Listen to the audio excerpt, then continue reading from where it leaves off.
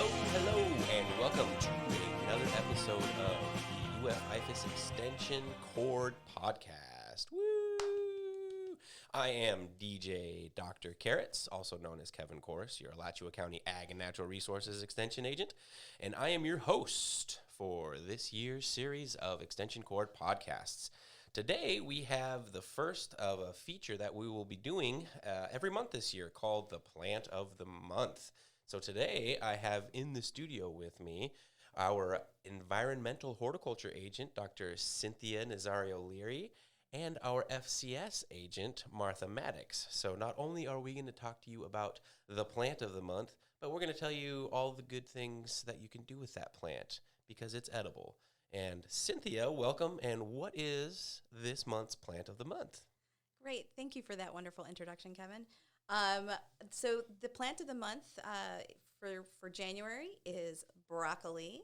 So, Ooh. And as for many of us, it's one of those vegetables that we're probably very familiar with and that people love to grow and love to eat for many of us. Always had to eat it before my brownies or my desserts. Well, it is very nutritious, but I'm going to let Martha talk about that. In terms of growing it, it's a very good plant to grow here in north central Florida. You can also grow it in South Florida too. But it is what's considered a cool season crop. So the reason why we're highlighting it in January is this is a perfect time if you want to try and grow some broccoli. You can try growing it right now. So there's a couple ways you can start out. You can either do it straight from seed or you can also do some transplants. I recommend that if this is your first time growing broccoli, try those transplants because they'll give you a head start, that 6 to 7 week start, and you'll get your broccoli sooner. Okay, now true or false? Broccoli are actually tiny little trees. Well, they do look like tiny little trees, don't they? They're actually, botanically speaking, they're a flower cluster. So they're a flower inflorescence. So what you're eating, the leaves of your broccoli tree are actually each tiny flowers of the broccoli. But when you eat the broccoli, they haven't bloomed yet, right? And sometimes they call it whether your broccoli has sprouted or not. And when it sprouts, that's basically the blooms have opened, the flowers have opened. And so when you're harvesting broccoli, we're kind of skipping ahead a little bit, but when you're harvesting your broccoli, you don't want it to go to flower. You don't want it to sprout because you want it to have that kind of tight cluster that we're accustomed to. So it's an unopened flower bud. It's an unopened flower bud. Cool. And actually, the term bracco comes from, arm and branch in Latin. So that's cool. where broccoli, it's native, well, it's became popular in Rome and Italy, so that's why it has an Italian name. Oh, excellent. Well, I didn't mean to skip ahead on you there, Cynthia. So planting it, you said it grows well here, and it's a cooler season plant. Any kind of soil conditions that it favors or anything like that? I mean, it's pretty good to grow it here. I mean, we always recommend with vegetables, raised beds, having nice organic material, so using compost and planting it in a nice rich soil, so that way raised beds, you can control your growing media a little bit easier. The main thing with broccoli is you want to give it some space. This is a plant that gets large, so you want to give it 12 to 18 inches spacing. It's also one of those plants really good for like a square foot garden or where you're growing it with other plants. But you want to make sure you're giving it that space because it is going to get large and it's going to grow, Sure. take up that space. And you mentioned you could either plant it by seed or by transplants. I'm assuming, obviously, it takes a little bit longer if you're going to try to seed it. If you're going to try to seed it, yeah, it could take longer, and you want to make sure that, you're giving those seeds adequate water and those seedlings adequate care. Seedlings can be more susceptible to freezing temperatures, so that's where, right now we just had some freezing last night. So you do want to monitor if you're going to be planting, seeds or seedlings in the wintertime, that you're kind of monitoring that. And if there is freezing temperatures, just go ahead and protect those seedlings, with some freeze cloth or some ways to protect it and make sure they stay warm. Super. So it is a cool season crop, but it doesn't necessarily like Jack Frost. No.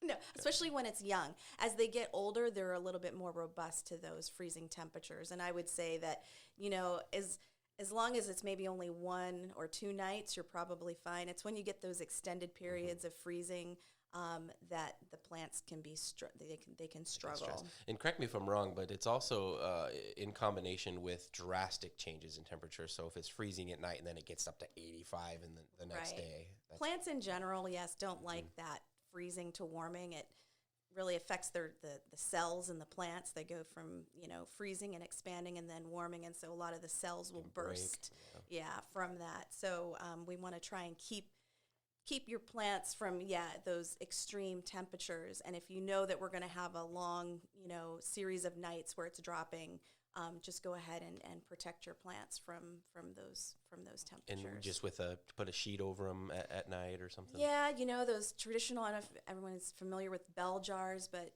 there's those glass jars, or even you can use like plastic jars that, especially if the seedlings are small, you can put that over. It kind of creates a little greenhouse for the seedlings.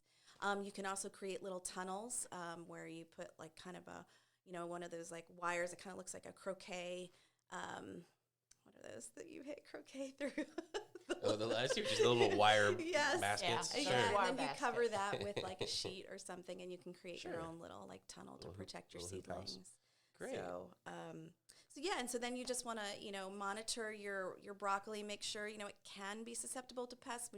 Nice thing about growing in the wintertime is our pests are not as abundant, but they can be susceptible to cabbage loopers, and so just monitor them for those caterpillars that love to munch on those leaves. And then what you want to do is just allow that head to develop, that flower head to develop, and then when you see that that's the flowers are tight and clustered, you want to go ahead and harvest the head before it sprouts. Now, depending on the variety of broccoli, some broccolis have looser heads than others, so that's another thing you'll want to consider. And some of them, differ in how long it takes to form the head, so you want to make sure you're looking on your variety packet of what it recommends for when to harvest it. An old standard variety that maybe if you're trying broccoli for the first time is Waltham 29. It's a very popular broccoli here that generally has, you can get a good crop out of. And then one last thing is that, if you want multiple broccoli, you can space them out. So, you don't want to go overzealous with your planting of broccoli, because you're going to have to eat all those unless you're planning on sharing them with your community or your neighbors. But you can kind of space them out. So if you plant some, then, wait a week and plant another one, and that way you can harvest broccoli, once a week when they're ready. Awesome. Excellent. Well, thank you for those excellent growing tips, and hopefully, we'll encourage some of our listeners to put some broccoli in the ground and enjoy growing it and enjoy eating it, because as we're about to learn, it is also very nutritious as well as delicious. So, Martha, tell us a little bit about the wonderful benefits and health benefits of eating broccoli. Well, thank you, Kevin. Broccoli is one of those vegetables that just is so exciting, because you can eat it raw, you can eat it cooked, you can eat it broiled, baked, several different ways. But according to MyPlate, what's so cool about broccoli is when you sit down, have you ever sat down, Kevin, at a plate and it's just kind of dull, it's not colorful? Yeah, of course. Yeah, and that's, it just kind of like, eh. So the MyPlate version of the dietary guidelines wants your plate to kind of look like a rainbow, and half of your plate needs to be fruits and vegetables, with more on the vegetable side. Depending on your age, your gender, and your level of physical activity determines how much of each of the items on the plate you eat.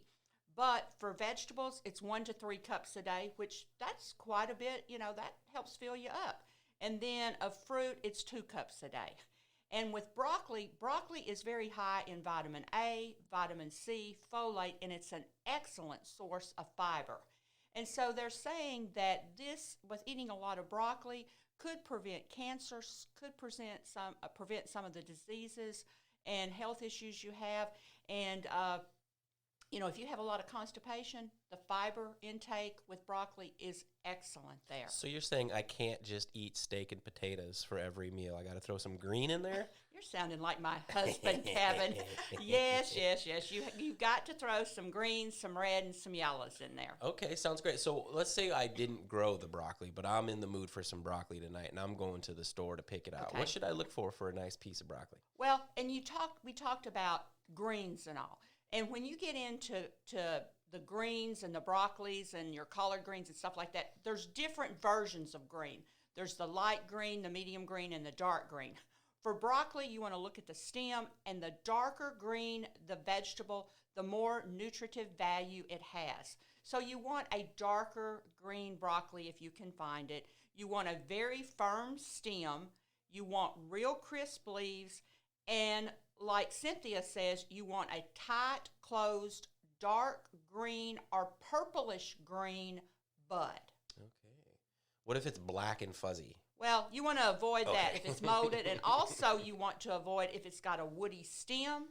If your flowerets are yellow, avoid that because that means it's old. If the buds are open, all signs of these are that the broccoli is no longer fresh and the nutritional value won't be there and the flavor sure won't be there. Well, excellent. Okay, so we've got it picked out. We've got a nice green, dark green, closed flowered broccoli, and you get it home. You're gonna make it up. What is there anything to do? Does it contain some of those nasty bacteria that we need to be aware of? Should we give it a wash? How's that go? You can store it unwashed in your refrigerator as long as you're storing it inside a plastic bag with the air holes in it in one of your crisper drawers that is set for, the refrigerator temperatures for the broccoli. When you're preparing it, you always want to wash it before you eat it because you never know what's on it and all like that. And you want to put it under cold water. Do not put it under warm water. I've had people put it under warm water and then they say, well, it's not crisp anymore. No, because you've more or less blanched it, and we'll talk about that later. But you want to put it under cold water. You want to discard any of those excess leaves or maybe the end of the stem. The end of your stem down at the bottom of your plant is a little tougher. So you want to kind of cut that off. You want to separate the flowerets because normally the broccoli comes in large bunches. And so you want to take a large knife or a little paring knife and cut off the flowerets, leaving about a half an inch of that small stem attached. Now, if you're going to do a stir fry, you may not want those stems. You may just want the flowerets. So depending on what your recipe calls for is how you're going to use it. And those large flowerets, you can break them with your hands. You can cut them into bite-sized clusters. And then you also may want to peel the broccoli stem to cut it crossways. So I've seen people that on a plate for dips and stuff have these huge clusters of broccoli flowerets. And there's no way a person can put that in their mouth. So it is fine, totally fine, to take your knife and maybe cut that into 4 pieces down through the stem. And that way you've got a piece that will fit in your mouth. Also, if you're cooking it, it's easier to eat that way. And we can steam broccoli, we can boil broccoli, we can microwave it, bake it, eat it raw, or saute it. And I will say your electric pressure cooker and your air fryers is one of the best. One of my favorite new recipes is tater tots. Broccoli tater tots, chopping up those and put them in a panko. That is excellent. And your flowerets will cook quickly with steam, and then you can just separate them. Be sure not to overcook them. And that's why if you leave a lot of the thick stem, it takes longer to cook than the floweret does. And when you're roasting them, that's my favorite way to have broccoli, is roasted broccoli. You toss it in just a little bit of olive oil. You add your favorite herb, which I love, rosemary and thyme together on broccoli, or dill. And then you spread that broccoli out on a baking sheet, place it in the oven, a preheated oven at 400 degrees Fahrenheit, and you do it until the desired doneness, until it's tender. Okay. And then you dip it in a bucket of ranch, right? Or cheese. Well, you can, but I don't like that. And I know my daughter, when I worked in the state I worked in before, my extension homemaker ladies used to just have a fit with me because my daughter at very young age, a local restaurant served broccoli and with cheese. It was delicious, and she would not eat it with cheese, and she would get very upset if they brought it with cheese, and she'd say, it's not nutritional, and it was not. And to this day, she will only eat broccoli with lemon on it. Yeah. It's delicious. And if you're gonna, you can freeze broccoli too, Kevin. A lot of people don't realize, you can put it up. So if you want to freeze it, you're gonna wash it, cut the broccoli flowerets, and you want to do what's called a steam or a blanch. And you have to steam it or blanch it for 5 minutes. And blanching it is actually cooking the flowerets or the broccoli in boiling water for 2 to 3 minutes, and then immediately plunging it, and can you imagine this, plunging that hot broccoli into that ice-cold water bath until it's cool, and then you want to drain it and pat it dry, and then put it in a freezer bag, and you can store it up to 1 year. And we talked about storing it earlier. When you came home, you could put it in a bag without washing it. If you don't feel comfortable with that and you want to wash your broccoli, you want to wash it and make sure you pat it dry before you put it in a container or a bag, because if you don't, that fuzzy black will get on it. Okay. Now, I don't have the culinary skills to do anything special with broccoli. I usually just either steam it or roast it or eat it raw. But are there some dishes that you can make with broccoli? I see them every once in a while. You can put it in all kinds of casseroles. You can put it in stir fries. You can get really creative with stir fries. You can even do soups. And on our website, our extension website, and you can go on our Solutions for Your Life page, and you can find the website. There is Miss Mary's broccoli and tomato salad. Broccoli can be used so many ways in salads, and that's an excellent way to use it. Well, awesome. Great. So we know how to grow it. We know how to select it from the store. We know how to store it, and we know how to cook it. So I appreciate all of the excellent tips from both of you today, and I encourage all the listeners out there, go out and get yourself some broccoli. Try to increase your fiber, increase your nutrition intake, and start off 2020 as healthy as you can be with this plant of the month. Wonderful broccoli. 2022.